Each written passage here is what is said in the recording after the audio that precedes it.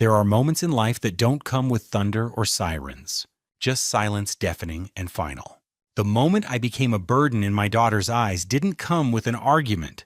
It came through a phone she forgot to hang up. And in that quiet betrayal, something in me, something old, loving, and proud quietly broke. My name is Frank Morgan. I'm a retired construction engineer, a widower, and, until very recently, a father who believed he had raised a daughter with a good heart. I live alone in a house on the outskirts of Victoria, British Columbia, a house I built with my own two hands in 1999. Every nail, every board, every inch of insulation, I laid it down with Margaret by my side, lemonade in her hands, baby Lauren in her belly. We poured our dreams into the walls of that house. For 25 years, it wasn't just a home, it was a love story, set in wood and stone. After Margaret passed from cancer, silence took up residence. I learned to live with the quiet. I kept the house tidy, tended the garden she once adored, made tea in the mornings just for the scent of it. Even though I rarely drank more than a few sips, my days became soft and predictable. Until that night, Lauren called, as she usually did once or twice a week. Her voice was warm, caring, familiar in a way that made my chest ache. "Hi, Dad," she said. "Just wanted to check in. Did you eat dinner? You know you can order groceries. Now I showed you the app. Remember?" I told her I was fine, that I'd had leftovers, that I might watch some news after our call. I didn't mention I'd spent the last hour staring at the photo of Margaret on the mantle, or that the house had felt heavier lately, like it was grieving too. "Ethan and I are wrapping up the trip tomorrow," she added. "I'll call you again once we land." "I love you, sweetheart," I said, and I meant it, with every cracked, tired fiber of my being. "I love you too, Dad." Then came the sound of her purse zipper, a shuffle, a click, but not the one that ends a call. I reached to hang up, but paused as I heard voices muffled, but clear enough. Lauren and Ethan, talking, planning. "He left the stove on again yesterday," she said. "What if the whole place had caught fire? He can't keep living alone," Ethan added flatly. "It's time for assisted living. We can't keep dancing around this." "He won't fight it," Lauren said. "He trusts us. And that house? It could sell for close to $1 million in this market." They spoke with certainty, with calculation, with the ease of two people making decisions about an asset, not a person. I didn't drop the phone right away. I didn't even breathe. My ears rang with each word, not because they were loud, but because they were true. True to them, not to me. When the phone finally slipped from my hand and hit the hardwood, it felt like the final nail in something I couldn't name. I sat there, surrounded by the house I had built with love, by memories of birthdays, scraped knees, bedtime stories, and all I could feel was hollow. Margaret's photo watched me from the mantel. Her smile, once comforting, now seemed distant, like she already knew this would happen, like she'd tried to warn me. And in that moment, I realized something I had never allowed myself to think. Maybe love, even when given in full, doesn't always come back to you. Sometimes it just fades quietly, like the end of a call that never should have continued. I didn't sleep that night. I sat in the same chair, long after the phone had fallen silent, the room dark except for the soft amber glow of the hallway light reflecting off Margaret's picture frame. My thoughts wandered back, not to the betrayal I had just overheard, but to everything that came before it, as if my mind was searching for proof that the love we gave hadn't been wasted. I remembered the year we bought the land, 1998. Margaret was radiant, her belly round with Lauren. We were young, full of ambition, and terribly short on money. But we had dreams, and for us, that was enough. I'd work overtime during the week, then spend weekends digging trenches, pouring concrete, measuring frames under a summer sun that burned through our shirts. Margaret brought us sandwiches and cold lemonade. She always smiled, even when the dust clung to her eyelashes. We didn't hire contractors, couldn't afford them. So I learned how to do it all: electrical, drywall, roofing. Sometimes my hands would bleed through the gloves, but I didn't care. We were building our life, beam by beam, room by room. It took us over a year. The day we moved in, Lauren was just starting to crawl. Margaret cried, when we crossed the threshold with her in our arms. That house wasn't just wood and nails. It was our hope, our sacrifice, and our story. Lauren's room was the first we finished. Soft yellow walls with white trim, a handmade crib I built in the garage. Nights spent rocking her through colic while Margaret rubbed my back. Every corner of that home held a memory. The hallway where Lauren took her first steps. The kitchen where Margaret taught her how to make shortbread cookies. The front yard where I built her a swing from leftover pine beams.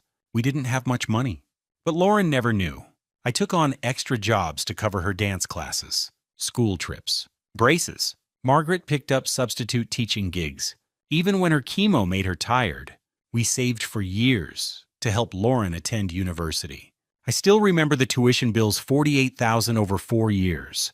I worked double shifts, crawling home past midnight, and Margaret would be waiting with coffee and a quiet smile.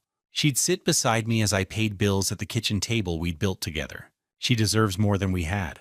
I'd tell her she's got the brains for anything. Margaret would nod and kiss my temple. Just don't give her so much that she forgets to be grateful. I should have listened more closely to that. When Lauren graduated, I was the proudest man in the world. She danced with me at her wedding.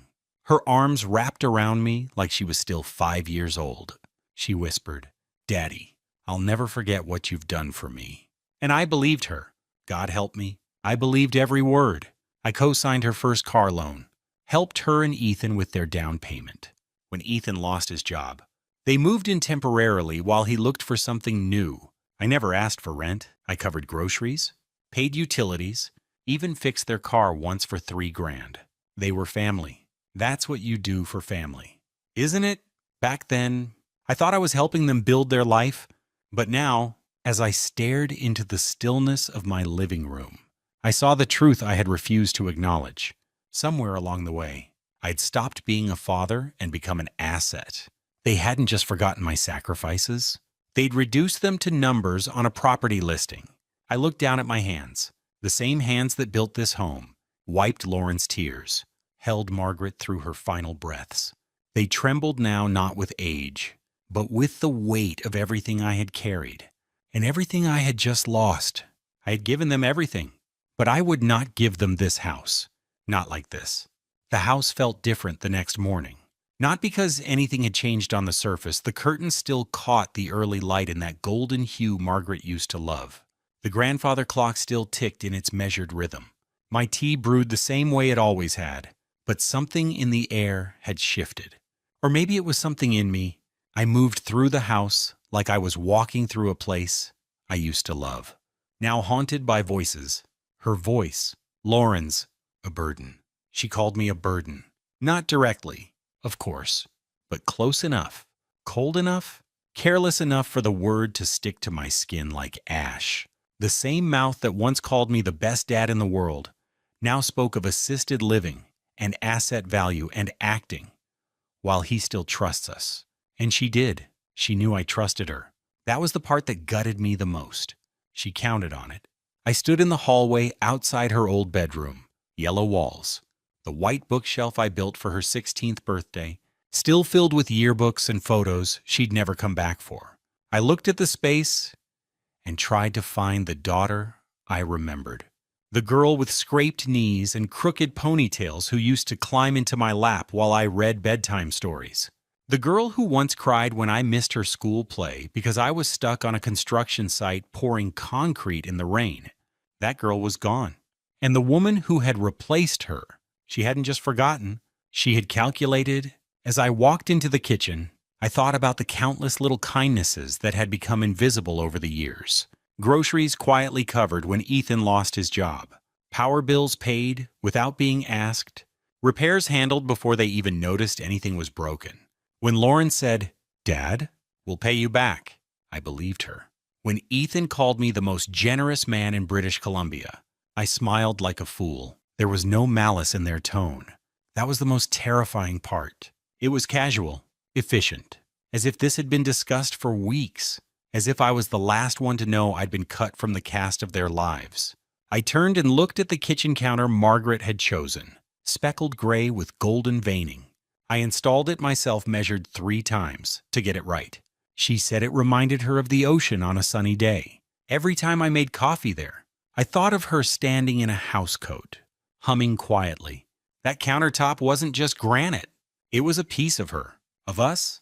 Now it felt tainted, like the warmth had drained from it. I walked through the house slowly, and every corner turned into a confrontation. The swing in the backyard, where Lauren learned to pump her legs and soar on her own, now it felt like a monument to someone else's child. The fireplace where we'd opened gifts on Christmas morning, now just a relic of a family I thought I still belonged to. By the time I reached the living room, I could barely breathe. This wasn't a home anymore. It was a ledger, a line item, a potential listing on a real estate website. Ethan had even said it aloud. That house could sell for close to $1 million. Not my home? That house? That's when I knew. I hadn't just overheard a betrayal. I had woken up inside it. And this house, the house I built with love, with scraped knuckles and second mortgages and quiet joy, was no longer safe. It was no longer mine. Even if the deed said otherwise, it was a weapon, and I wasn't going to let them use it against me. Once I stopped seeing the house as my sanctuary, it became something else, something strategic. A line had been crossed, and though my heart ached, my hands were steady. The next morning, I pulled out a business card from the back of my desk drawer. Todd Fisher, real estate attorney. Margaret had made me meet with him a few years before she passed. Just in case, she'd said. Back then, I thought it was unnecessary. Now, I realized she had known something I didn't grieve as unpredictable. But betrayal can be prepared for. I called Todd's office. His assistant remembered me, Mr. Morgan, from the house on Deerfield Lane. That's right, I said, I need a consultation. Discreetly, he saw me the same day. Todd hadn't aged much since we last met. Mid-50s, graying at the temples, with the calm eyes of someone who has heard every kind of family disaster. I explained what had happened, every detail from the overheard call to the tone in Lauren's voice. He didn't flinch. When I mentioned their talk of selling the house, he leaned forward. Is the title in your name only? He asked. Yes. Margaret and I held it jointly, but when she passed, it transferred entirely to me. Then let me be very clear, Mr. Morgan. Your daughter and her husband have absolutely no legal claim. They cannot sell it. They cannot force you to do anything. The relief that swept over me was not joy. It was permission. I wasn't crazy. I wasn't helpless. I wasn't theirs to manage. Let's say I wanted to sell it myself, I said quietly. How fast could that happen? Very fast, he said. Especially in this market, we'd want a clean, cash-ready buyer. I can help with the legal end. But you'll need a realtor. I nodded. And later that afternoon, I searched online. I compared testimonials, reviews, credentials. Just like I used to review suppliers back when I managed crews and materials for bridges and buildings. I didn't want flashy, I wanted reliable. One name kept coming up. Brian Connor. Mid-40s, professional, responsive, excellent with private sales. I dialed his number and got a cheerful voice. Brian Connor speaking. How can I help you? Mr. Connor, I said. My name is Frank Morgan. I'm interested in selling my home quietly and quickly. He asked me some preliminary questions. Location, size, condition. When I mentioned I was the original owner and had done all the maintenance myself, his tone sharpened. That's exactly what buyers are looking for, he said. Homes with care and history. Do you mind if I stop by tomorrow to assess it? Tomorrow's perfect. I spent that evening walking through the house with new eyes. Not as a man about to lose something, but as a man about to reclaim something. I tidied, dusted, polished the brass fixtures Margaret had picked. I didn't do it for the sale, I did it for her. She deserved a proper farewell. The house deserved to go out with dignity. Brian arrived on time, neatly dressed, professional, confident, without being arrogant. He walked through each room like he was studying a piece of craftsmanship. You weren't kidding, he said, running his hand along the oak banister. This place is in immaculate condition. I built it for someone I loved, I replied simply. He didn't ask questions about my family, and I was grateful. He focused on the value, the logistics, the timing. When he finally sat at my kitchen table with his tablet, he said, "Given the market and condition, I'd suggest listing at 970. I already know investors who'd make a cash offer within days. Let's do it," I said. That night, I sat at the table Margaret and I once gathered around with our daughter, now cluttered with contracts and signatures. I didn't feel triumphant. I felt certain they had taken me for a burden. But I was still a builder, and now I was building something else my own way out. The house had been appraised, the paperwork initiated, and the plan was in motion.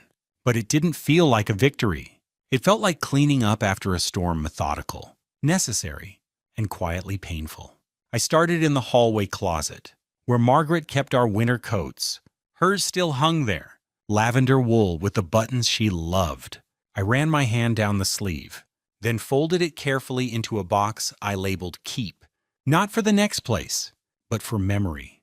I wasn't ready to let go of her scent, faint as it was some mix of peppermint, tea tree oil, and old books. Each room became a ritual. Not rushed, not emotional, either, just quiet. I sorted through family albums, Margaret's recipe box, Lauren's old trophies and report cards. There were pictures. I kept one of Margaret in the garden, sun on her face, dirt on her gloves. One of Lauren at age 7, asleep on my chest during a thunderstorm. There were others I packed away without looking. When I came across the handmade birthday card Margaret gave me in 2003, crayon hearts and stick figures drawn with Lauren's help, I paused longer than I expected. I sat on the edge of the bed and let the silence settle around me. There were no tears this time, just a weight in my chest I didn't try to lift. Packing wasn't just about moving, it was about releasing. By the end of the second day, I had 10 boxes neatly taped and labeled. Photos, clothes, kitchen essentials, personal items. Everything else I left behind. The furniture would be part of the sale, and I didn't want to carry ghosts into my next place. My next place, Sunset Grove, wasn't luxurious, but it was dignified. A quiet seniors community tucked behind a grove of maples near the edge of town. Not institutional, more like a modest condominium complex where people minded their own business and appreciated silence. The building had an elevator, a small library, and a shaded walking path that curved past a community garden. The unit I chose was on the 3rd floor. 1 bedroom, open kitchen, lots of natural light. Margaret would have liked the view west-facing, catching the last warmth of every sunset. Moving day came faster than I expected. I hired a discreet service. 2 polite young men in matching polo shirts who didn't ask questions. They handled the boxes with care, nodded when I gave instructions, and wished me well as I handed them their check. Once everything was in place at Sunset Grove, I went back to Deerfield Lane one last time. I walked from room to room, not to double-check anything, but to say goodbye. In the kitchen, I touched the edge of the counter one last time. In the living room, I straightened a curtain. At the top of the stairs, I paused and took a breath. Then I walked to the front door, where a small toolkit sat waiting. I changed the locks, both the front and back doors, not because I was afraid, but because it was mine to do. Next, I set up a discreet security camera tucked behind the ivy near the porch. It connected to my phone. I tested it twice, adjusted the angle, then stepped back and nodded. That was the builder in me. I didn't like loose ends. Finally, I took a thick envelope from my jacket pocket. Inside was a letter, written in my own hand, not out of anger, but out of necessity. I placed it gently on the hallway table, propped up with a polished stone Lauren once gave me on a trip to Tofino. I don't know if she remembers it, but I did. The letter read, "Lauren, if you're reading this, then I'm gone by my own choice, and not under pressure. You may be angry. That's fair. But you should know that trust, once broken, cannot be repainted like a wall. It stains deeper than that. You saw this house as something to inherit. I saw it as a memory of love, of work, of your mother, of you. I wish you well, but I will not be used. I still have dignity, and I choose to protect it." "Dad?"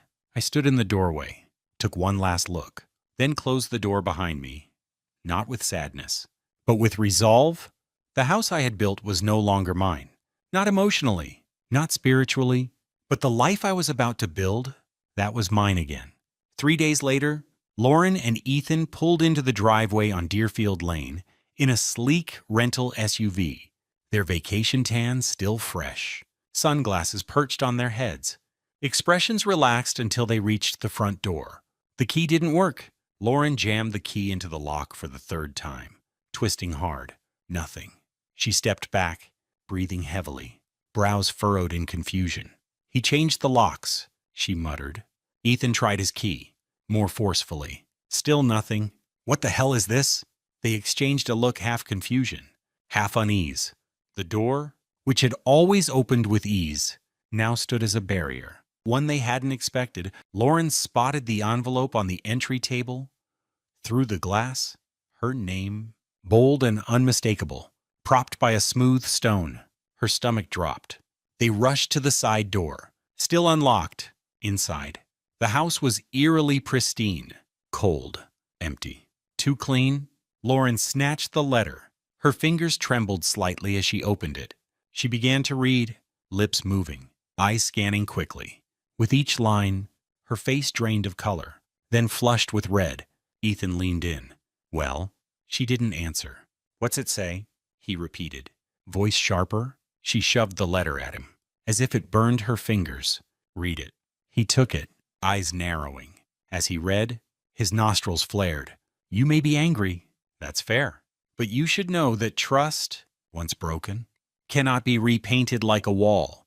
I will not be used. I still have dignity, and I choose to protect it. Ethan crumpled the letter in his fist. Unbelievable. He spat. He's seriously playing the victim now. He heard us, Lauren said, voice cracking. The phone must have still been on. He heard everything. Ethan turned away. Pacing? So what? That's what this is about. We were trying to help him. No, Lauren snapped. We were trying to get the house. Her voice cracked again. This time not from guilt but rage.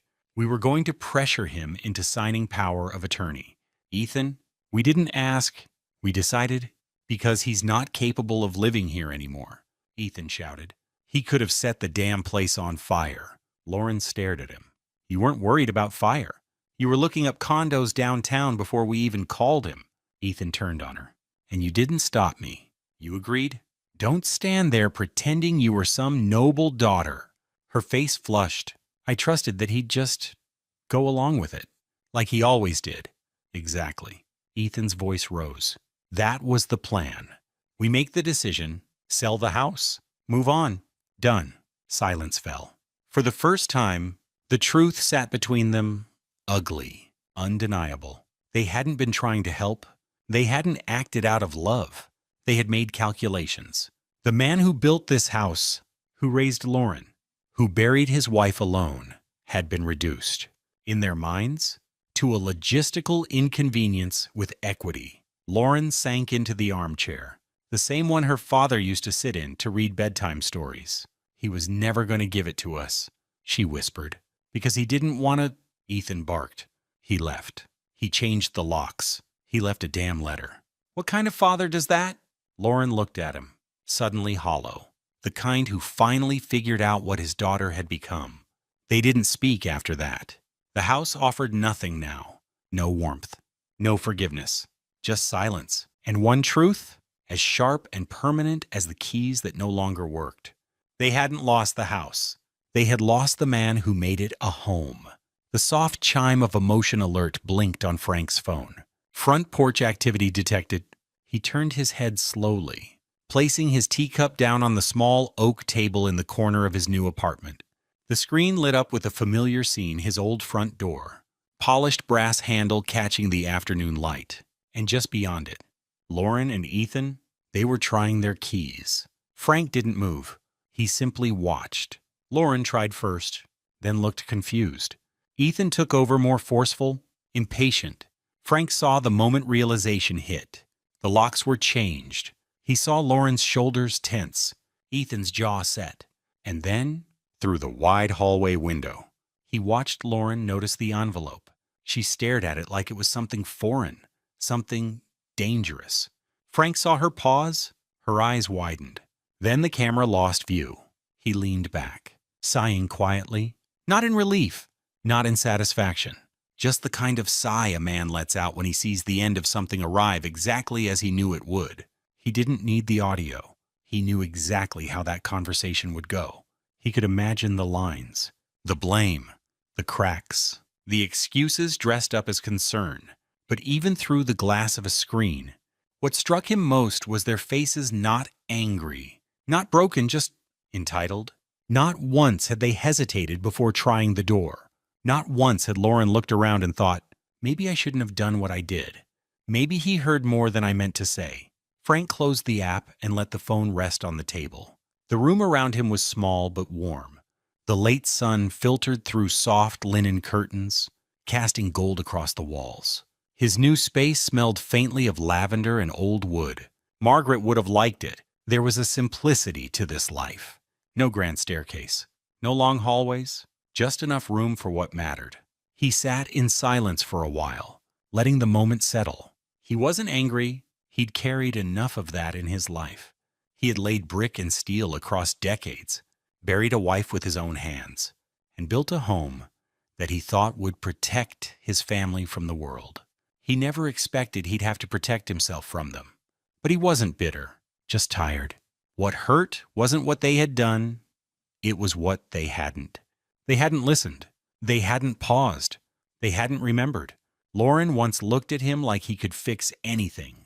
A broken toy, a skinned knee, a bad grade. But over time, that look had changed. It became expectation, then impatience, then, slowly, absence. And now she looked at him the way people look at a liability. Frank stood and walked to the window. From 3 stories up, the maple trees looked like fire orange, red, yellow. A breeze stirred their branches. The season was changing. He thought about calling her, just to say goodbye, just to explain that this wasn't revenge, it was self-preservation, that he still loved her. But love without respect was like a roof without beams. Eventually, it collapses, but he didn't pick up the phone. Some lessons can't be spoken. They have to be lived. He watched as the leaves danced in the wind, and he wondered when exactly it had all begun to shift. Maybe when Ethan moved in. Maybe when Margaret passed. Or maybe it had been years coming layer upon layer of quiet neglect disguised as normal life. He didn't hate Lauren, but he did mourn her. He mourned the little girl who once drew him stick-figure family portraits, who once said, "Don't worry, Daddy, I'll always take care of you." He believed her. And maybe that was the problem. Trust is a gift. And he had given it freely. He sat back down, picked up his journal, and opened to a blank page. He didn't write much, just a single sentence.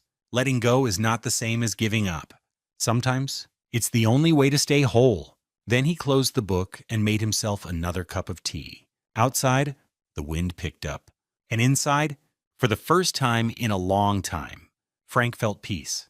It's been 3 weeks since I moved into Sunset Grove. The routine is quiet, predictable. I make tea every morning. I take slow walks by the garden path. I nod politely to the other residents, and sometimes read the newspaper by the big bay window in the lounge. I've never been one for small talk, but lately, silence has felt less lonely and more sacred. The house is gone now. The sale finalized. The new owners moving in next month. I didn't drive by to see them. I didn't want to. That chapter is closed. People ask me if I regret it, if I miss it, and the truth is, I miss Margaret. I miss her voice in the kitchen, her laughter over burnt toast, her soft prayers before bed. But I don't miss the house, because the house was only full when she was in it. Without her, it became an echo chamber. And when Lauren saw it as inheritance instead of memory, I knew it was time to let go. Letting go wasn't easy, but it was necessary. I've spent most of my life building structures, a family, a future. I never imagined I'd spend my final chapter unbuilding, unraveling expectations, releasing attachments, choosing peace over pride, and yet, here I am, still standing, still whole. I thank God for that. It would have been easy to harden, to shut out love, to wall off every remaining soft place inside me. But God, in His quiet mercy, reminded me that even betrayal has a purpose. It teaches us where our boundaries must begin. and who we are without the applause. Sometimes the people we raise don't become who we hoped, and that's not our failure. That's their journey. Lauren is not a villain. She is my daughter. She made choices, and so did I. I don't hate her. I simply released her. I pray for her now, not for her return, but for her awakening, that she'll one day see her reflection clearly and find her way back to compassion. Not for me, for herself. Forgiveness is not a doorway I leave open.